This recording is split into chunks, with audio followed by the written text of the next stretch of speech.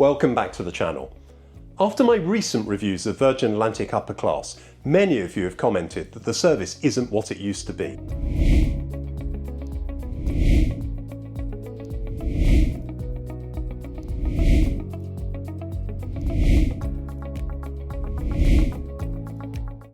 Back in 2018, one of my first reviews was an upper class flight from London to Los Angeles. My reviews have evolved since then, but how has the upper class experience shaped up? In this review, I'll fly from London to Los Angeles again and compare the service to the pre-pandemic experience. Is it really that disappointing now? I hope that you enjoy the review, and I'd be delighted if you'd subscribe to my channel for future reviews.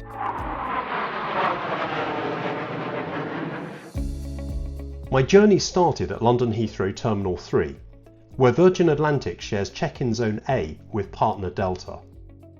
There were dedicated check-in desks for upper class passengers.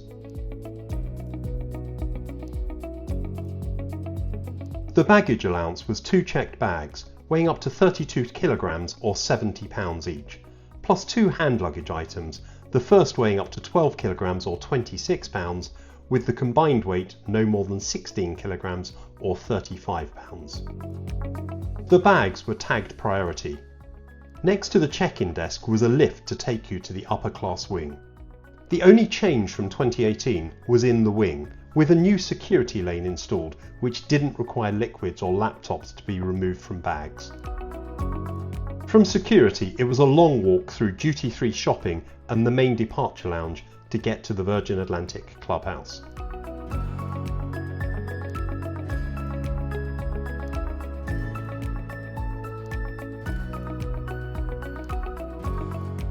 In the Clubhouse there was a range of seating options, including a brasserie where I sat initially.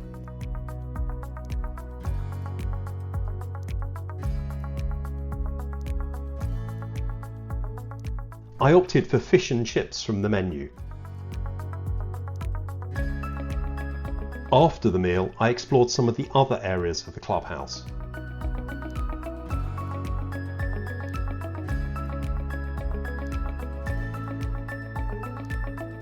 The rooftop always offers interesting views out across the terminal apron.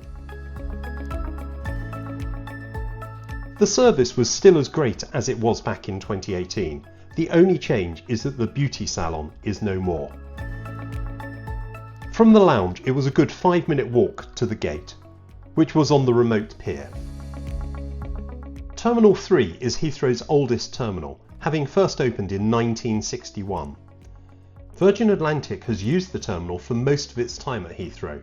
During the pandemic, it briefly relocated to Terminal 2. To compare the ground experience to 2018, there is a more efficient security provision, but no longer the opportunity to be pampered in the beauty salon prior to your flight. On arrival at the gate, boarding hadn't quite started. The flight was on a Boeing 787-9 aircraft, registration Golf Victor Alpha Hotel Hotel. Called Dream Girl, it was 10 years old. Boarding started a few minutes after I arrived at the gate, with upper class passengers called forward in boarding group 1. That is a change. Virgin now use boarding groups rather than calling different cabins. It doesn't mean the priority of boarding has changed though.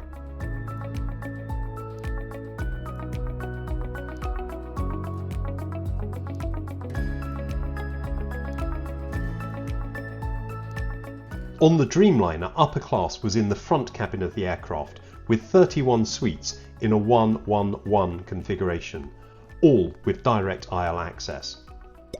I was at the rear of the cabin in my usual seat 11A. The seat had a width of 20 inches and could recline up to 42 degrees. The overhead bins around my seat were full of the cabin crew's luggage. In front of the seat was an ottoman. To the side of the seat was an 11.1-inch HD entertainment monitor. Soon juice, water or sparkling wine were offered. Beside the seat there was a small storage pocket in the armrest, next to which was a magazine pocket with a plug socket at one end. Below the entertainment screen there was also a USB-A port. A reading light was above the cocktail table. An amenity kit was provided. It contained socks and an eye mask, creams and lip balm, toothpaste and toothbrush, and earplugs. I didn't think the kit was as good as the one from 2018. Above the seat were individual air vents and additional reading lights. The air bridge moved away about 10 minutes ahead of the scheduled departure time as the safety video played. Hello there. We're delighted to welcome you on board Virgin Atlantic. Thank you for flying with us today. We taxied from the gate at Terminal 3 across the south of the airfield to take off from runway 27 left.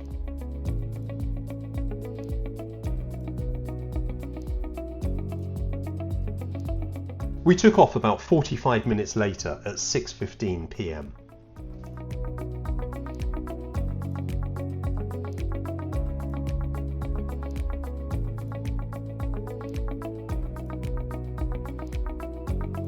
The flight time from London to Los Angeles was scheduled to be 11 hours and 15 minutes. However, today we could expect a faster routing of just under 10.5 hours. After takeoff, I explored the entertainment system. There were 152 movies, 137 television series, and 906 audio albums. Good quality noise-reducing headphones were provided. They were comfortable to wear and provided a good sound quality. The screen folded out in front of the seat. Wi-Fi was available for a fee. I opted for the basic surfing package, which cost £13. The service was temperamental, cutting in and out a lot. The download speed was weak at 1.6 megabits per second. Funnily enough, I also criticised the Wi-Fi back in 2018. The Dreamliner featured electronically dimmable windows. Soon it was time for the drinks service.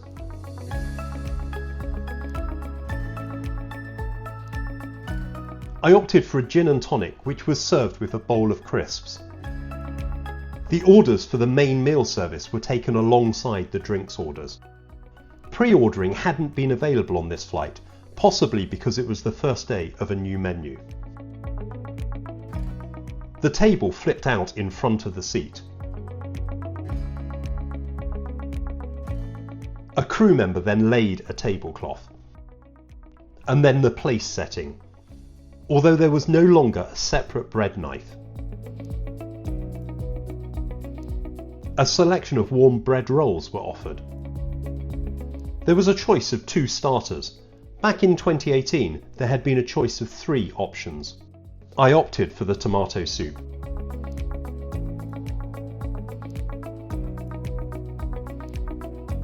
There was a choice of 3 main courses. This compared to a choice of 4 in 2018, although additional pre-order options would usually be available today. The main course I chose was the pan-roasted haddock with potato lyonnaise. I wasn't impressed that the plates weren't cleared away before the next course was brought out.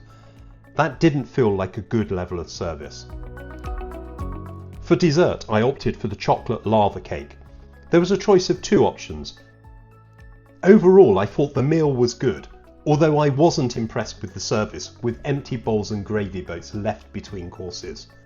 Back in 2018, I remember the service levels being better. In past reviews, I've criticised the wine list.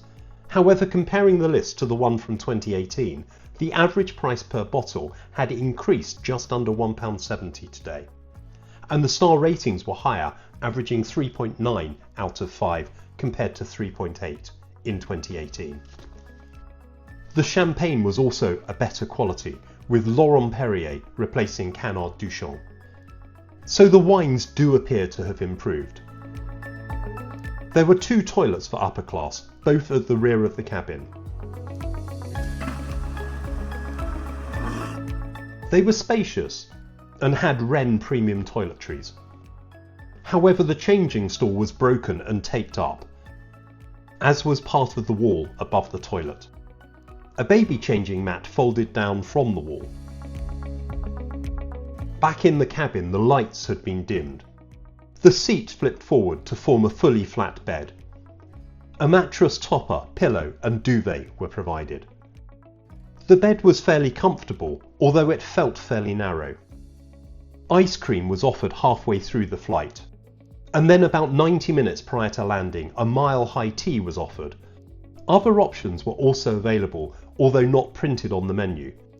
But by the time they got to me, these had all gone. Back in 2018, there had been a choice of 3 dishes in addition to high tea. The high tea was okay, but nothing special. As we started to prepare for landing, hot towels were offered. We came in to land at Los Angeles on runway 25 left and then taxied to the Tom Bradley International Terminal. So what were my overall impressions of the flight compared to 2018? The Heathrow Experience hasn't changed much. Security has improved with new scanners, but the Clubhouse no longer offers beauty treatments. On board, the cabin hasn't changed and the interiors are getting tired. Although there are newer aircraft with better seats on some routes, Virgin desperately needs to attend to its Dreamliner fleet. The food offering was of a similar quality to pre-pandemic, although the number of choices has reduced, which wasn't good. On the other hand, the wines do appear to have improved. The service wasn't as good, with crockery not being cleared quickly. The crew didn't seem to be as committed as pre-pandemic, with the Virgin buzz fizzling out a bit. Although to be fair, I've taken other Virgin upper flights recently where the crew have been a lot better. So in conclusion, is it fair to say upper class is a disappointment? Well, it has become very hit and miss. Let me know what you think of the upper class experience and my review. How do you think the service has held up? If you've enjoyed the review, please give it a thumbs up. And I'd be delighted if you'd subscribe to Doors to Auto for future reviews.